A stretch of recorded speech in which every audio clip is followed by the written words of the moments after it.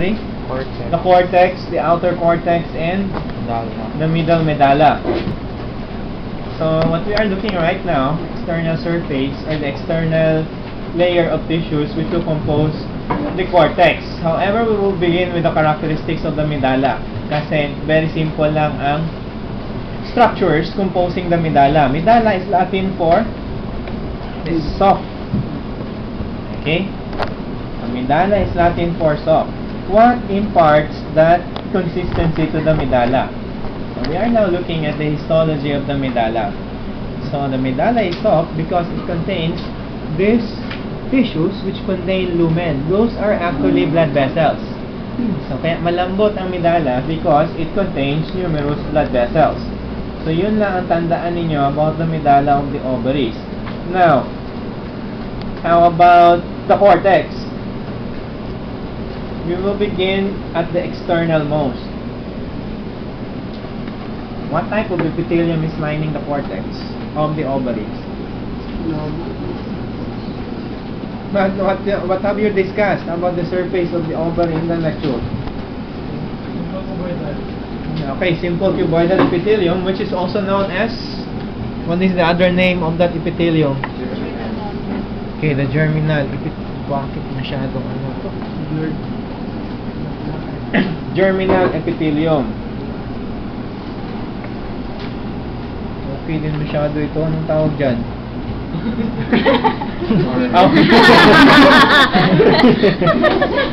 Super villain. Ayan, simple cuboidal epithelium. Now, as the ovaries develop from childhood to puberty to adulthood and then through to menopause, segments of the germinal epithelium will invaginate to encircle the developing ovum. What is the most primitive type of follicle? The primordial follicle. Now, how will we be able to identify a primordial follicle? The follicles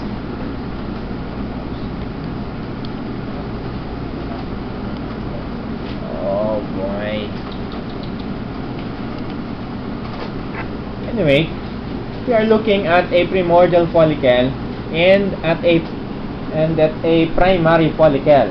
Now, both follicles are all follicles who contain this cell which is called the oocyte or the egg cell or the ovum.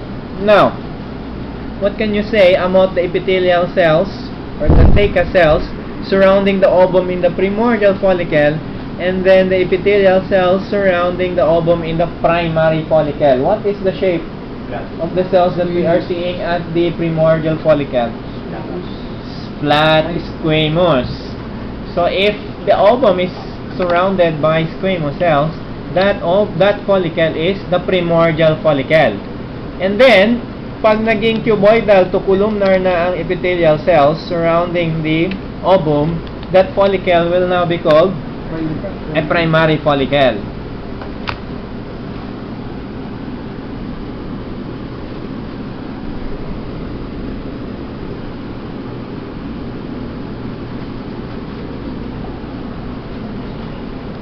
So, ito.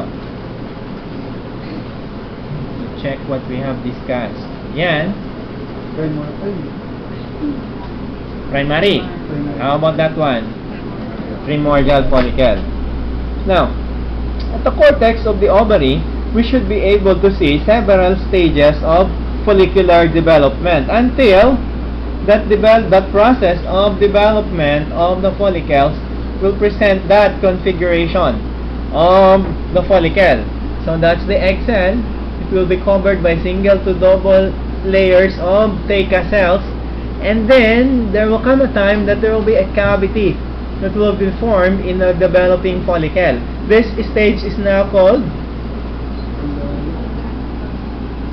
pag mayroon ng secondary, pag primary follicle, single layer of columnar or cuboidal cells. Pag dumami na yung layers, secondary follicle. A single layer primary follicle. Pero Pag dumating na sa stage na ganyan, na may lumen containing fluid, that follicle is called the antral follicle. Very good. And then, the ovum will now be surrounded not immediately by the cells, but an area which is called the zona. Okay, zona pellucida. What is the composition of the zona pellucida? Anyway, assignment yun na lang yan. Tinanong ko kasi hindi ko rin alam.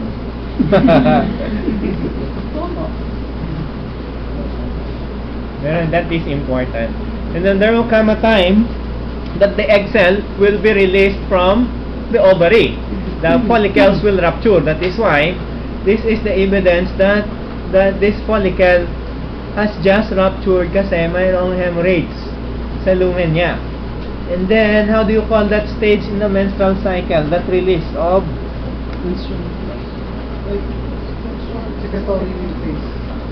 the secretory phase will begin after the release of the egg cell from the follicle. Proliferative phase will end at the release of the egg cell.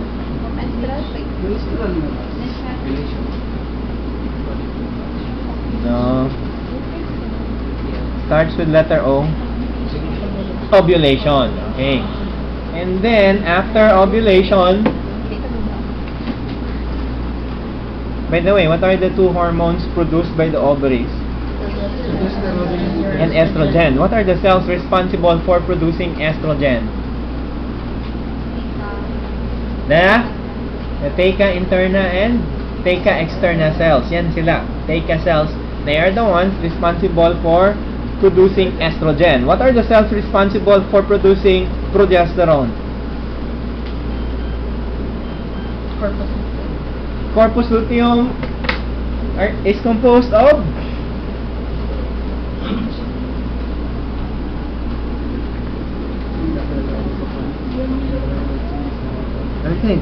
okay. So corpus luteum will be composed of the theca interna, theca externa, plus the granulosa cells which are external to the theca. Externa cells. These cells which are responsible for producing estrogen will also be the ones responsible for producing progesterone later. So the theca cells produce estrogen under the influence of what hormone? The follicle stimulating hormone. And then during ovulation there will be a surge of what hormone? LH. So that kung sa proliferative phase mayroong predominance ng estrogen, after ovulation the predominating female hormone will be progesterone because of the influence of what pituitary hormone? Luteinizing hormone. So FSH, estrogen to the ovaries. LH, progesterone to the ovaries. Under the influence of LH, these cells will become luteinized. So when we say luteinized, mas lalaki ang kanilang cytoplasm, they will produce more cholesterol to produce more progesterone molecules. Progesterone hormone. That is why pag lumabas na itong ovum na ito during ovulation, these cells will become luteinized, signifying now that they will begin to produce not anymore estrogen but progesterone. How do you call that remnant of a ruptured follicle after releasing the ovum? Corpus. Before albicans, corpus luteum. That is the entire structure responsible for producing progesterone. However, we will not be able to see any corpus luteum for this ovary. However, very prominent will be the atrophied form of the corpus luteum. Once it is not anymore producing progesterone, the corpus luteum will become transformed into this pink to yellow acellular areas in the ovary. These structures are called the Corpora albicans or corpus albicans pag isa lang. Now, please remember that color and appearance of the corpus albicans. That is the one of the features that will help us identify this organ as the ovary. Siya lang ang mayroong corpus luteum. Corpus albicans pala. So I will hold you responsible for studying the different stages of the follicular development, starting from the primordial follicle up to the mature follicle, na kung saan magra-rupture na. Yes. Ano yung parang mga nerve conduct, yung mga, kanina yung parang may mga nerve na bilog, yung dark red dog. Yan? Yan o, yan yung sa baba dog. Yan? Blood vessel yan. Remember that the ovaries produce hormones. Saan pinapalabas ang products ng endocrine glands? Sa blood vessels. That is why that organ is highly vascular. Ayan sila, mga blood vessels yan. Okay, those are the things which you should be able to identify for the ovaries. After the egg cell is released from the ovary, it will enter what organ? Fallopian tube or oviduct. Okay, the fallopian tube or the oviduct. Dapat mapamilyar kayo, iba-iba ang appearance ng fallopian tube sa mga slides ninyo. This one shows us a very small fallopian tube wherein the entire circumference of the tube can be appreciated. Let us begin at the innermost layer of the fallopian tube. This is lined by an epithelium. That is why the innermost layer should still be called the mucosa. So, for the mucosa of the fallopian tube, you will be able to see two tissues. One, the epithelium, and then the other, the connective tissue immediately underlying the epithelium, which is specifically called the lamina propria. Let us go to the details of the epithelium.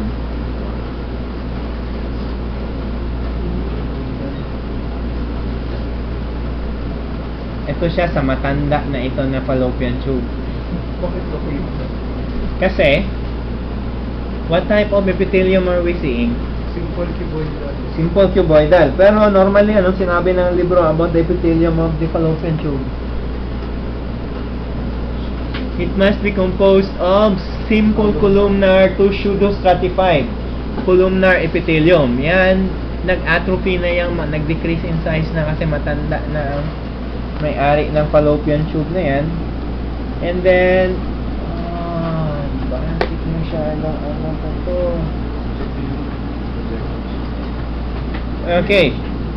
How do you call this hair-like structures projecting from the surface of the epithelial cells? The cilia. What is the function of the cilia? Propel or move. Okay, to propel the egg cell and the sperm cell so that they will be able to meet each other para ma-success ang Georgia. Okay? So that is the significance of the presence of the cilia. May tama pa. Kikakoy po ang pawis. Pawis, walay bunga.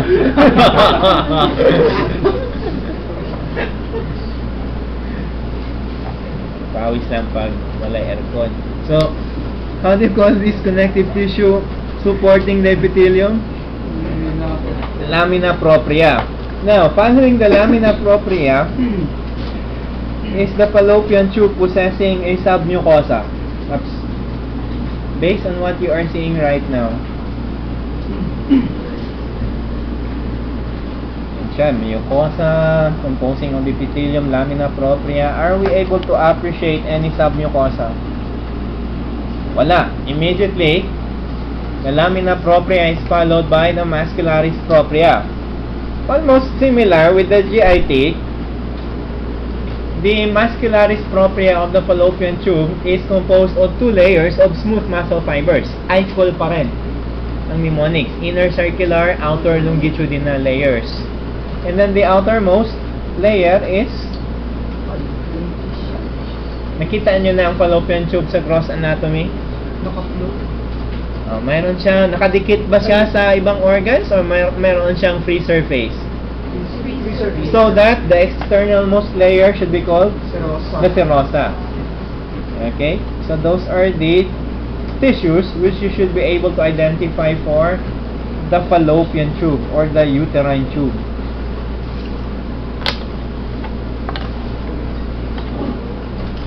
Next organ natin is the uterus.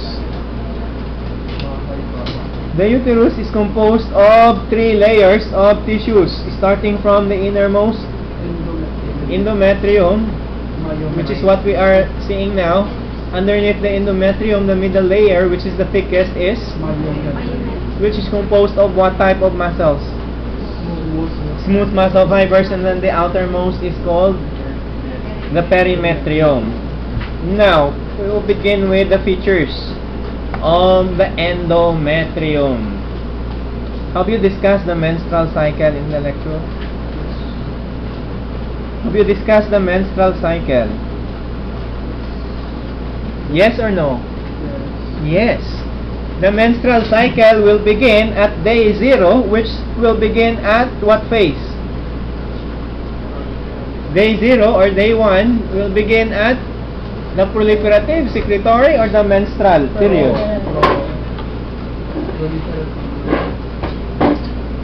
Day 1, counting of the menstrual cycle will begin with the first day of the menses. Okay? So, day 1, and then after the period of bleeding or menstruation, what will follow?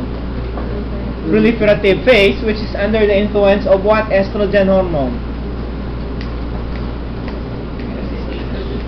FSH is from the pituitary gland. Estrogen. So FSH will stimulate the ovaries to release estrogen, and then the ovaries will influence the uterus by releasing estrogen to produce what phase of the menstrual cycle? What phase of the menstrual cycle ang effect ng estrogen? Proliferative phase. Now, before discussing the phases of the endometrium, what are the 2 functional layers of the endometrial tissues? Bassalis and functionalis. Okay. Why is it called functionalis? It is the one na slap off. It's the one that's going to slap off. Because Its function is to para mag-attack sa bakit man siya mag-i-slap off? Bakit mayroong bleeding? Ano? Wala na fertilize, na prostrate ang endometrium. Wala yung nagkuhan, wala yung nag-implant na ovum. Why? Bakit magkaroon ng disintegration of the functionalis?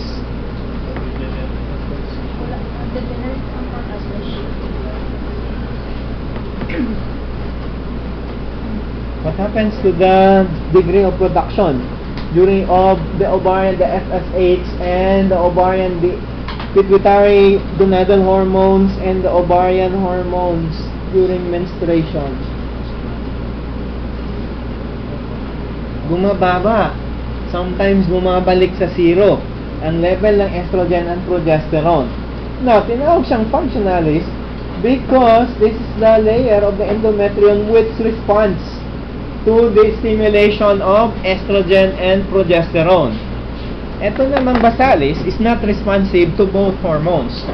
However, it will always present with a proliferative type of endometrial changes. So that we will be able to study now the details of a proliferative phase endometrium by studying the details of the bassalis layer of the endometrium. During the proliferative phase, that is the ideal appearance of the endometrial glands. Okay? And then, so that you will have a point of comparison pagdating sa secretory phase, yan na ngayon ang appearance ng mga glands. The lumen is much larger and then the contour is much irregular. Actually, mayroong tortuosity or mayroong serrations sa length ng mga glands. Then sometimes we will be able to see secretions which are colored pink by this type of staining. So kaya secretory phase endometrium. Going back to proliferative phase endometrium, which will be seen in the functionalis layer, basalis layer, on cross-sectional view, that will be the appearance of a proliferative phase gland. On longitudinal view, that will be the appearance of a proliferative phase gland. The lumen is narrow, and then that the glands are also straight and narrow. Okay? Pagdating sa secretory phase, okay, is there uniformity in the size and in the shape of the glands? Wala na. So the glands are tortuous, mayroong mga serrations sa surface, and then there are secretions. So, secretory phase endometrium. Always remember na itong functionalis, pwede siyang magkita natin, secretory phase, pwede natin siyang makita in proliferative phase also, depending on saan na portion, saang phase sa menstrual cycle natanggal itong uterus na ito. Okay? So after studying the glands, let us now examine the connective tissues immediately surrounding the glands. How do you call this connective tissue? The lamina propria. Notice the size of the cells in the proliferative phase, lamina propria. Or specifically, in the case of endometrium, the lamina propria is called the stroma. Okay? Now, the stromal cells in the proliferative phase endometrium are small, and they are closely spaced with each other. Maraming details ay hindi napapakita dito. Anyway, the cells are small, the volume of the cytoplasm is also very minimal, and they are closely spaced with each other. Let us go to the characteristics of the stroma during the secretory phase. Okay, what can you say now about the size of the cells that we are seeing? Large. Much larger than the stromal cells in the proliferative phase, because of the accumulation of the pinkish material inside the cytoplasm of the stromal cells. That accumulation of pinkish material, the pinkish materials are actually glycogen molecules. That accumulation of glycogen is secondary to the influence of what hormone? During the secretory phase? Progesterone. So that is to prepare the stroma of the endometrium to provide nutrients to whatever zygote or fertilized ovum na mag-implant sa kanya. Para mayroon ka agad ready supply of nutrient yung ovum, fertilized ovum na mag-implant. And then what can you say about the distance amongst the cell? Comparing the distance with the proliferative phase stroma. More space. Okay, they are distant, more distant from each other, because during the secretory phase endometrium, magkakaroon ng edema sa functionalis layer. Still again, under the influence of the progesterone hormone, para hindi mahirapan mag-penetrate yung fertilized ovum. So, dapat mayroong edema, dapat basa, para mabilis lang mag-penetrate ang ovum. And then aside from larger size of cells, edematous stroma, present also during especially in the late secretory phase, in the stroma, present also are inflammatory cells. We will allow the medtechs to identify the inflammatory cells that we will be pointing. Sino bang medtech dito? Ay, unfortunately, malabo na. These are actually, ito yung stromal cell na nag-accumulate ng glycogen. That change is actually called decidualization. Okay, decidualization. So, ito nga yung cells na mayroong darker cytoplasm and then lobulated nuclei. They are the neutrophils. Wala ang mga neutrophils during the proliferative phase of the endometrium, as evidenced here in the basalis layer. So the cells are small and they are closely spaced with each other, plus the absence of the neutrophils. So yun ngayon ang features which will help us differentiate basalis from the functionalis and proliferative phase from secretory phase. Now, in ideally prepared slides, mayroon pa tayong makitang secretory vacuoles at the apical surface of the epithelial cells lining the endometrial glands. Ano yung identifying point natin to identify that there is beginning secretory phase in the endometrium? Under the influence of progesterone, so as mentioned a while ago, mayroong secretory vacuoles which will be present in the apical portion of the epithelial cells. During the first day of secretory phase, the vacuoles will not be seen in the apices, but they are located underneath the nucleus. So specifically, their location is called subnuclear. Hindi epinuclear or apical, subnuclear, sa baba ng nucleus. And then after several days, dahan-dahan mag-migrate from below the nucleus to above the nucleus, so that the vacuoles will be able to release their contents to the lumen. So those are the features of the endometrium. Now the myometrium, we will not anymore discuss that layer because we have already finished the histology of the smooth muscle fibers in the first semester. Okay, our next female reproductive organ, tract organ, is the cervix. The cervix has two portions. The one which is protruding to the vaginal canal is called the os is opening. Ano yung two parts ng cervix? Yung nasa labas, exo cervix, yung nasa loob naman, endocervix. So the exocervix can be identified because of its lining epithelium. What type of epithelium is that? Oh, stratified squamous epithelium. So, keratinizing or non-keratinizing? Bakit hindi keratinizing?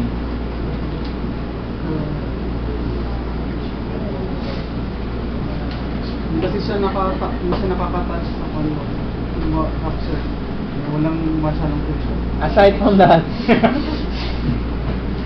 kasi the glands of the penis is keratinized. So kung keratinized din siya, grabe ang friction, mag-aso-aso. That is why it must be moist and soft. Unlike the keratinized stratified squamous epithelium. So yan siya. On scanning objective view, we are seeing the exocervix lined by stratified squamous non-keratinizing epithelium. Unfortunately, na-erode siya, but dapat continuous yung epithelium na yan up to this portion of the cervix, wherein there is abrupt transition from the stratified squamous epithelium to simple columnar epithelium. This portion is specifically called the transformation zone. So from stratified squamous to simple columnar. Para makita niyo yung simple columnar epithelium. Ayan, na-erode. And siya dapat ang transformation zone. Yan yung simple columnar epithelium. What is the characteristic of the fluid that is produced by the cervix? Mucoid. Kasi the epithelium, the simple columnar epithelial cells of the endocervical glands are actually goblet cells. So yan, and their apical portions are mucin vacuoles. Anong significance ng transformation zone? Dito nag-i-start ang development ng cancer of the cervix. Now, pagdating sa transformation zone, dyan ngayon makikita ang opening ng cervix.